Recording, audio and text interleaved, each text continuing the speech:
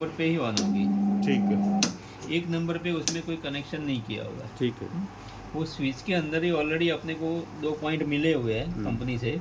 तो कभी ये पॉइंट में सपोज दिक्कत कर रही है, कांटेक्ट नहीं हो रहा है, तो तार निकाल के इधर लगा दो, आपकी स्विच ए साइड में चलेगी। व्हील या मोटर तो वही डायरेक्शन में चलेगा जो चल रहा है। ठीक है। ठीक है, तो ये दोनों आपका व्हील 2 नंबर पे चालू होगा। ठीक है। ये वाली जो स्विच है वो लेंस की स्विच है, लेंस की रोटेशन की।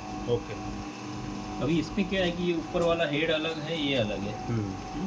इसको हम लोग नॉर्मली राजा बोलते हैं, इसको रानी बोलते हैं। ठीक है। तो ये स्विच को आप राजा का स्विच भी बोल सकते हो, ऑटो मैनुअल स्विच भी बोल सकते हो, या तो लेंस का स्विच भी बोल सकते हो। अभी इसमें क्या है कि 3 पोजीशन दिया है, एक ऊपर है, एक मिडल है, एक डाउन है। ऊपर रखेंगे तो मशीन ऑटो में काम करेगा। ऑटो का मतलब क्या है कि जैसे आप इसको यहाँ से उठाओगे तो ऑटोमेटिक रोटेशन चालू हुआ, फिर यहाँ पे नीचे कटिंग के लिए छोड़ोगे आप, तो जैसा लेंस कटिंग होता है ये डेमो इधर टच करेगा, ये रिवर्स फॉरवर्ड मूवमेंट करता है, आगे पीछे चलता है। फिर उससे आगे जाते जाते जाते पूरा लेंस को फिनिश करता है, और उसके एक राउंड के बाद बजर बजेगा। उसमें ये ब्लिंक भी करेगा, इंडिकेशन। ये ब्लिंक कर रहा है मतलब लेंस बन रहा है अभी। अभी लाइट कंटिन्यूस ऑन हो गई, मतलब जो साइज था वो अपना हो गया है, उसका एक राउंड और एक्स्ट्रा ले लेता है। उसके बाद सायरन आएगा, टिक टिक टिक बजर साउंड आएगा। उसके बाद आपको लेंस को उठा के रख देना है। ठीक है, तो ये ऑटो में काम करेगा। ये ऑटो में एकदम नीचे जाओगे आप ऑटो में इसको ग्रुप पे रख देंगे, ऐसी ऑटो मोड पर ही रहेगा। प्रोसेस तो ये रफ करने के बाद ऑटो में ग्रुप में डाल दो। अभी अब आपने इसको बीच में किया था, बीच के बाद में बता दो। ऊपर रखेंगे तो ऑटो में काम कर रहा है, ये सेंसर वेंसर पूरा काम कर रहा है। लाइट आएगी, बजर आएगी, उसकी जगह पे ऑटो में। इसका मतलब है ये इसमें भी फंक्शन है इलेक्ट्रिकल का। हाँ, जो भी इलेक्ट्रॉनिक सर्किट बोर्ड है वो काम कर रहा है। दोनों का इधर भी एक बोर्ड लगा हुआ है नीचे, वो काम कर रहा है। ठीक है। अभी तीसरा वाला पोजीशन नीचे है एकदम, उसको बोलते हैं मैनुअल। अच्छा, मैनुअल। ये मशीन के लिए मैनुअल मतलब हाथ से घिसना नहीं होता है, ये मदरबोर्ड बंद हो जाता है। ओके, ऊपर का जो वर्किंग सिस्टम है, हाँ, ये अभी ये सेंसर भी बंद हो गया। इसको मैं टच कर रहा हूँ तो भी ये कुछ सेंस नहीं कर रहा है, उल्टा सीधा नहीं घूम रहा, नीचे लाइट भी नहीं आएगा। इसको मैनुअल बोलते हैं। इसको मैनुअल में क्या है कि जो डेमो लगा है उसके अकॉर्डिंग आइडियली वो चलता रहता है। आप यहाँ पे लेंस कटिंग पे रखोगे ना, लेंस भी कटेगा, शेप भी बनाएगा, साइज भी वही बनाएगा, मगर इसका कटिंग का आवाज़ के ऊपर से आपको जजमेंट लेना पड़ेगा कि लेंस पूरा हुआ है कि नहीं। अभी हल्का हल्का टच कर रहा है ना, मतलब लेंस पूरा हो गया। कभी किधर बड़ा है तो आपको दिखेगा यहाँ से, और यहाँ पे डेमो भी टच नहीं होगा पूरा, मतलब लेंस मैनुअल मोड में। हाँ, मैनुअल मोड। और ना ये बीप करेगा, ना बीप करेगा, ना इसका साउंड आएगा, साउंड नहीं आएगा। ठीक है, तो आपको ये जजमेंट लेना है कि अभी लेंस बराबर हो गया, फिर मैं इसको उठा के यहाँ पे रख दूँ, या तो वी ग्रुप में डाल दूँ। मैनुअल मोड इसके लिए दिया है कभी ऑटो में कोई प्रॉब्लम आया ओनली, अदरवाइज ये मैनुअल में तो आप इसमें ऑटो में चलेगी, अदरवाइज मैनुअल में चलाना है, बाकी तो ऑटो में ही चलाना है। मेनली तो ये है कि जब इसके सारे फंक्शन ठीक चल रहे हैं तो ऑटो में ही चलाना है, ऑटो मोड में चलाना है। करेक्ट, ताकि इसके बीप ये सुनते रहें और हमें पता रहे कि शीशा जो कर लिया, यहाँ ले जाना नहीं। दूसरा एडवांटेज क्या है मैनुअल का, अभी आजकल वो ज़्यादा स्लीपरी लेंसेज आते हैं, सुपर हाइड्रोफोबिक आते हैं, जिसमें पानी भी टिकता नहीं है। अच्छा, ऐसे लेंस में कभी कभी क्या है, सिलेंडर पावर है तो लेंस घूमने का चांस रहता है। अभी वो क्यों घूमता है कि जो कटिंग का लोड है वो यहाँ पे आता है। जब ये झटका मारता है ना रिवर्स में, ये डेमो टच हुआ, ऐसा रिवर्स करने जाएगा तभी वहाँ से स्लिप कर देता है वो। तो उसके लिए हम लोग बोलते हैं कि जब लेंस बड़ा रहेगा ना, तभी शुरुआत में 3-4 राउंड मैनुअल में चला लो, या फिर हम लेंस को सीधा उस पे कटर पे ले उस कटर पे लेके मारो तो ज़्यादा तो ज़्यादा उसको घूमना नहीं पड़ेगा, घूमना नहीं पड़ेगा। वो जितना ऐसा नाचेगा ना तभी घुमाता है, तभी स्लिप होता है, पानी लगता रहता है, वो स्लिप हो जाता है। तो उसको मैनुअल में करके चला सकते हो, या तो सीआर कटर से काट के लगाओ, तो भी हो। This is only for hydrophobic, hydrophobic के लिए उसमें हमें सिर्फ इसको नीचे मैनुअल नीचे मोड कर सकते हैं, या फिर लेंस को कटर से काट के फिर इसको चाहे ऑटो मोड पे लगा दो, ऑटो में चला सकते हैं, फिर चला सकते हैं, सिलेंडर में भी चला सकते हैं। हाँ, मैनुअल जैसा आपको, इसमें कुछ टाइम का कुछ फर्क नहीं पड़ेगा। एक राउंड चलने तो मैनुअल में फिर ऑटो में डाल दो ना, चालू में ही ऑटो मैनुअल कर सकते हो, लेंस को उठाने की जरूरत नहीं, झटका नहीं मारेगा।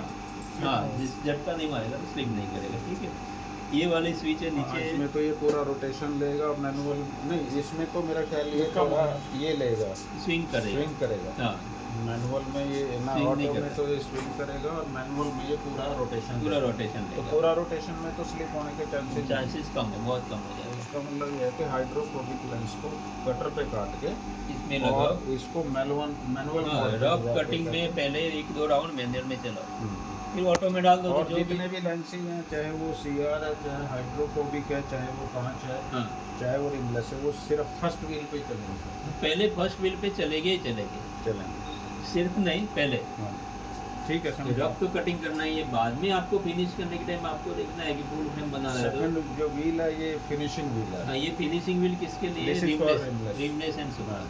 रिंगलेस। तो 2 ही स्टेप हो जाता है। आप फुल फ्रेम बना रहे हो, रफ में से उठा के वी में डालो। हाँ सुपरा रिमलेस बना रहे हो ठीक तो रफ में से उठा के प्लेन पे डालो। 2 स्टेप ही है इसमें, और कोई ज़्यादा फंक्शन नहीं है। ठीक है। ठीक है, ये वाली स्विच आपका पंप की हो गई। ये स्विच कंटिन्यूस चालू ही रखना है। अच्छा, ये जो मोटर है हाँ, इसको हम किसी पॉलीथीन से कवर कर सकते हैं ताकि इसमें जरूरत पानी- नहीं है। कोई जरूरत नहीं। आपको काम है खाली ये जो शाफ्ट है ना, यहाँ पे वो जो सिलाई मशीन का ऑयल दिया है वो डालते रहो 15-20 दिन में एक बार यहाँ पे। अच्छा और इस साइड में भी कैप दिया हुआ है, ये कैप खोलोगे ना, हाँ पंप को जब भी पानी साफ कर रहे हैं ना, वो टाइम पे इसको भी तिरछा करके यहाँ से ऑयल डाल दो दोनों कैप से। अच्छा, ऑयलिंग रहेगा अंदर तो कोई दिक्कत नहीं आएगी। ठीक है, 15 दिन बाद। हाँ, 10-15 और दिन मशीन में कितने दिन बाद ऑयलिंग कहाँ से बता रहा हूँ। ये पंप आपको कंटिन्यूस चालू ही रखना है। अच्छा यहाँ पे पानी जब भी आएगा जब भी इसको आप उठाओगे, अच्छा वो ऑटो सिस्टम है। भी वो कैसे काम करता है, देखिए यहाँ पे एक वाल दिया हुआ है, ये इलेक्ट्रोमैग्नेटिक वाल है। जब भी इसमें पावर सप्लाई जाएगा तभी वाल ओपन होता है और पानी चालू होता है। तो उसको पावर सप्लाई देने वाला स्विच कौन सा है? ये वाला। ये मैं इसको स्टैंड पे से उठाऊंगा, ये स्विच चालू हो गई और पानी चालू हो गया। इसको स्टैंड पे रखूंगा, ये स्विच बंद हो जाती है, पानी बंद हो जाता है। तो इसको आप हाथ से भी ऑपरेट करके देखोगे ना। हाँ जी, चलो, और ये स्विच है। हाँ, ये वाल का आवाज आता है, कट ऑफ होता है उसका। अच्छा। देखो आप हाथ रखो इसके ऊपर, हाँ मतलब मैग्नेटिक वाला है। ओके। पावर सप्लाई जाने से मैग्नेट बनता है सब। अपना वो डिंग डाउन बेल कैसा आता था घर पे अच्छा पहले, हाँ। वो सिस्टम से काम करता है। मैं खोल के दिखाऊंगा इसका। और ये जो आपने इसका ये जो है ना पानी ये कम क्लिप जाना दिया है, ये पानी कम जा रहा है। फिक्स है, नहीं रहने देना चाहिए। यहाँ पे देखिए पानी कैसा आ रहा है, वो अच्छा पानी आपको कितना चाहिए अभी देखिए। टाइट कर दो, कम हो गया, थोड़ा खोलेंगे। नॉर्मली अपना दोनों लेंस के ऊपर गिरना चाहिए पानी, ये इतना दोनों का। हाँ, ज़्यादा रहेगा तो उड़ के बाहर जाएगा, हाँ वो तो फिर छिंटे मारेगा, बाहर छीटा मारेगा। बस एक ही जगह फिक्स है। हाँ, ठीक है। उसके बाद ये थर्ड वाली ये स्विच है, बजर की है। तो लेंस पूरा होने के बाद बजर बजता है, उसको नीचे करोगे तो बजर नहीं बजेगा। बाकी ऑटो सिस्टम सब काम करेगा। बाई चांस कभी बजर में कोई भी इश्यू आया तो उसको नीचे करो, आपका काम चलेगा। तो इतना छोटा सा बोर्ड है, वो निकाल के उधर भेज दो, स्पीकर करके भेज देंगे। ज़्यादा बजर में क्या होता है, वो डिब्बी आती है वो स्पीकर की, अपना स्कूटर में जो इंडिकेटर की डिब्बी आती है ना, वैसी वो कभी कभी प्रॉब्लम आती है। वो भी इतना शॉर्ट टर्म में नहीं आएगा, अच्छा वो लोकल भी रिप्लेस करवा सकते हो। अच्छा, मिल जाएगी यहाँ भी आराम से मिल जाती है। इलेक्ट्रॉनिक्स होने के बाद थोड़ा अलग साउंड रहेगा, म्यूजिक अलग रहेगा। नहीं, बाकी बीप पे ऐसा है ना, हाँ। अगर ये बीप करेगी तो पता भी रहेगा कि वो ये जरूरी काम है। हाँ, नहीं तो फिर Alert रहोगे। जितना इस पे एक दो रगड़े लग गए फालतू, ज़्यादा ये चल जाता है। सीधा शीशा तब छोटा कर दिया। तो ये जो लाइट है ना, इसको बोलते हैं टिकी। हम्म। मतलब क्या है कि जब ये सेंसर काम करता है, इसको आप टच करते हो आगे या पीछे तो लाइट ब्लिंक करती है। जब भी इसको टच करता हूँ तभी इसमें से आवाज़ आता है कट करके, अच्छा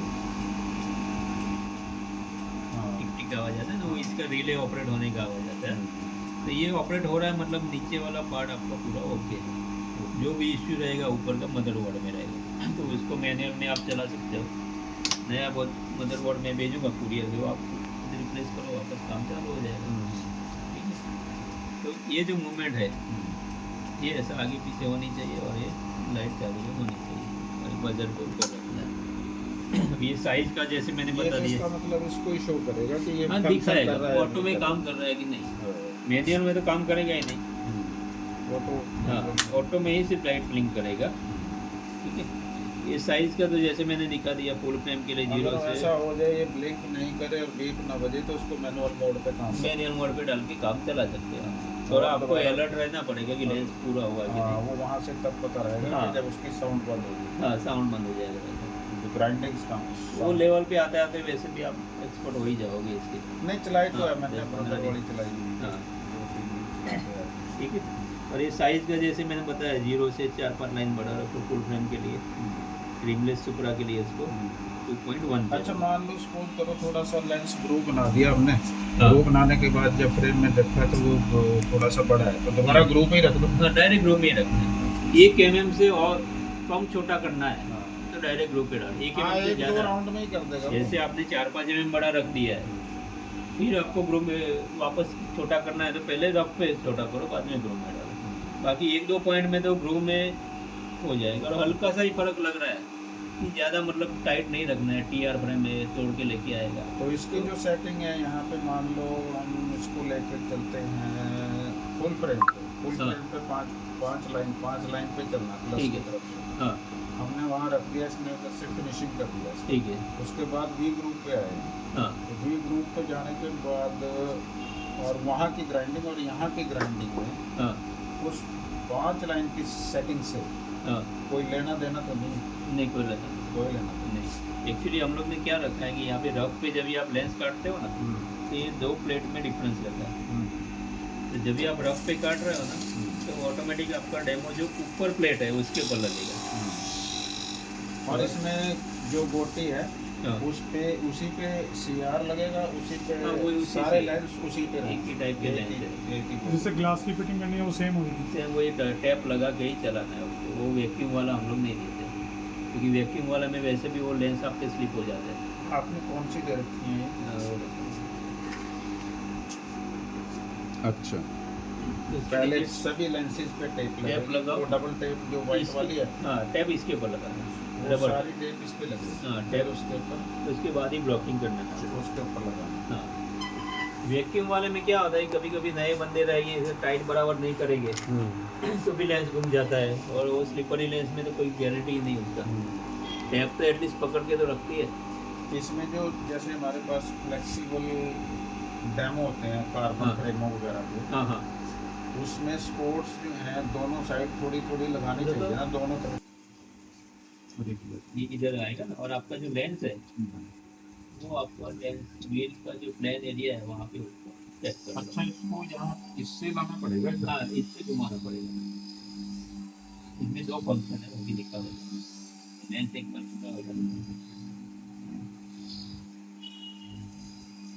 इस व्हील पे सिर्फ फिनिशिंग है ना, हाँ प्लेन ही हो रहा है। चाहे हम यहाँ कर रहे इस एरिया में, चाहे यहाँ कर अभी व्हील में भी देखो कैसा है। यहाँ से ना यहाँ तक हल्की सी लाइन है, हल्की लाइन दिख रही है। वहाँ तक प्लेन है, उसके बाद थोड़ा सा ऐसा स्लोप दिया हुआ है। उसके बाद वी ग्रुव आता है। तो आपका वी ग्रुव में जो हाई नंबर का शीशा आएगा ना उसमें भी अंदर थोड़ा स्लोप ही बनेगा ऐसा। वो ज़्यादा एकदम शार्प नहीं बनता है। उसके लिए आपको ये लाइन से ये एरिया के बीच में ही रखना है। 9-10 mm का एक लेंस लगा के दिए जरा प्लस का।